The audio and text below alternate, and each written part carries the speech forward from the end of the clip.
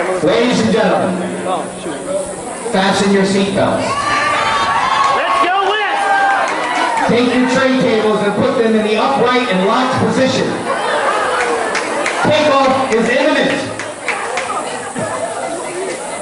The fastest rising star in the Republican Party, not in this congressional district, not in the state of Florida, in the country.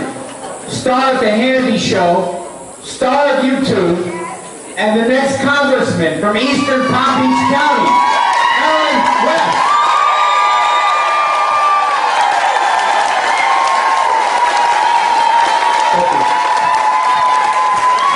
Thanks so much.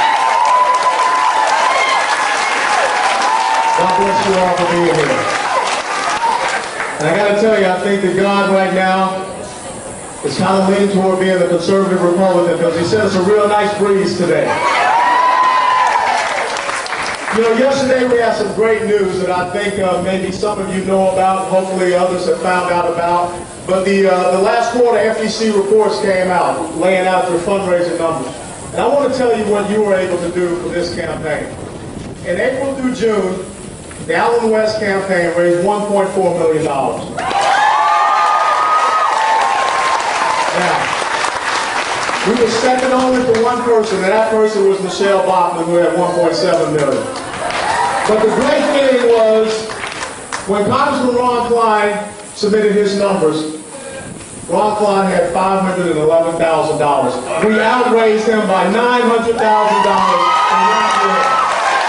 We have consistently outraised Congressman Klein in the past election cycle 2-to-1 and now 3-to-1. That's not a testimony to who I am, it's a testimony to you all. Because in that quarter, 98.5% of our contribution, 98.5% was individual contributions. That shows that you are going to send me to Washington, D.C. Now, why was it important for us to be out here today? Because you got to pick a team.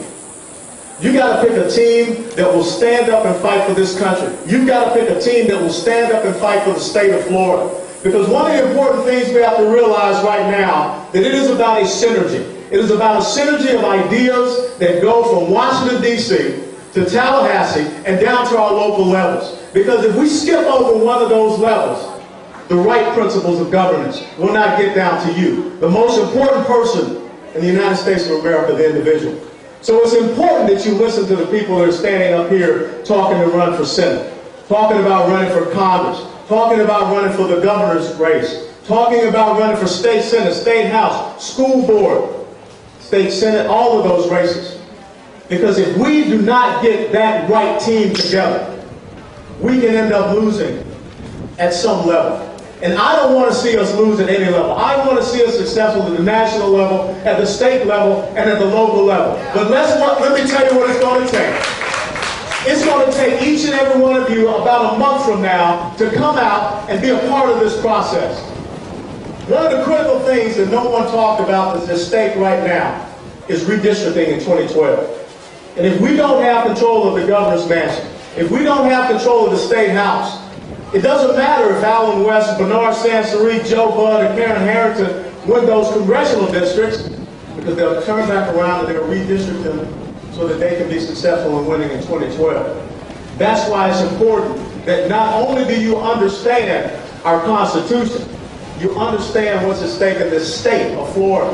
And you need to go out and you need to educate other people on the issues from the national level to the state level to the local level. Because we're squeezing the American people. See, my fear is this. At the end of this year, if we're not careful, when you look around and you see tax cuts going away, when you see capital gains tax increase, when you see dividends taxes increase, when you see the death tax comes back, and in the very front of it, George Steinbrenner picked just the right time to die, so he will not get hit up for about $500 billion. But if Nancy Pelosi and that Congress is still in charge, who says they won't make the death tax retroactive? And if this debt commission comes out and says We're going to put a value-added tax on top of all the other taxes you have. Think about a 65 to 70% marginal tax rate. Think about the taxes that are hitting you up at the local level. If the American people look up and find themselves, and I'm talking about the production class of America, looks up and finds themselves with 2/3 to 3/4 of their earnings going right out the door, the United States of America as we know it is over. That's what we're fighting for. So this is my challenge to you all, the Palm Beach GOP. I don't want to see a 10% show rate for the primary on the 24th of August. Let me give you a statistic. For Congressional District 22, there are 103,737 registered Republicans. There are 97,888 registered Democrats, 71,880 independents.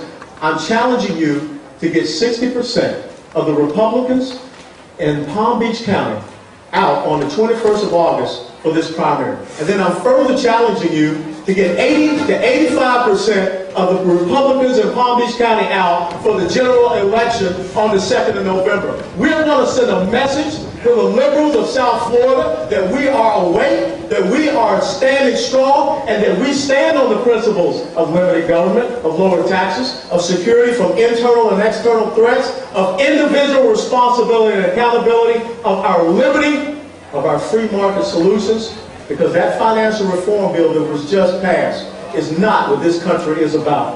We believe in leadership that's based upon merit and talent and not about entitlement.